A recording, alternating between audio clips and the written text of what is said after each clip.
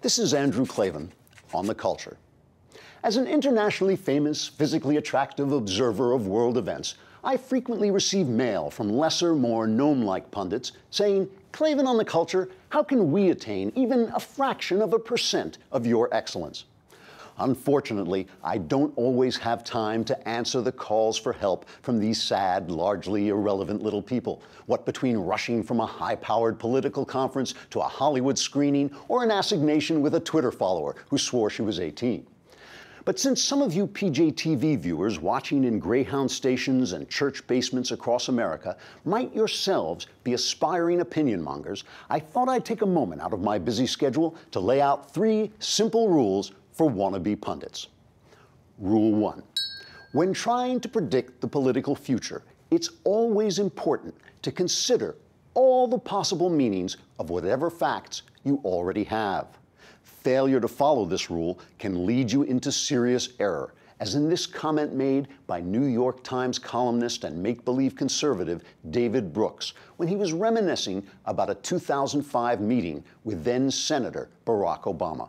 I remember distinctly, we were sitting on his couches and I was looking at his pant leg and his perfectly creased pant, and I'm thinking, A, he's going to be president, and B, he'll be a very good president. Obama, of course, did go on to become president, but unfortunately, the worst president in American history. Brooks might have gotten closer to the truth if he'd asked himself some basic questions. Did Obama's well-creased pants leg necessarily mean he would be a good president? Or did it only mean he had a good dry cleaner? Was it possibly the dry cleaner who should have become president? At least that would have left an opening at the dry cleaning shop, creating one more job than the Obama administration. Here's another common punditry error from Canadian commentator Stephen Marsh, who wrote in a recent Esquire magazine, "20 years from now, we're going to look back on this time as a glorious idol in American politics, with a confident, intelligent, fascinating president riding the surge of his prodigious talents from triumph to triumph." Whatever happens this fall or next, the summer of 2011 is the summer of Obama. This brings us to Rule 2. Before making observations about world events, try taking your head out of your ass. It's true enough that our punch-drunk economy, entrenched unemployment, and spiraling debt have indeed made this the summer of Obama.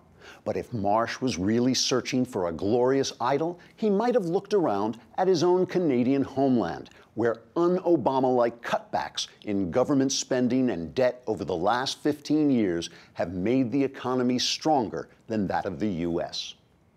Finally, here's Nobel Prize-winning economist and New York Times columnist Paul Krugman, who illustrates our 3rd rule as he explains how to fix the shattered Obama economy. If we discovered that space aliens were planning to attack, and we needed a massive buildup to counter the space alien threat, and really inflation and budget deficits took secondary place to that, this slump would be over in 18 months.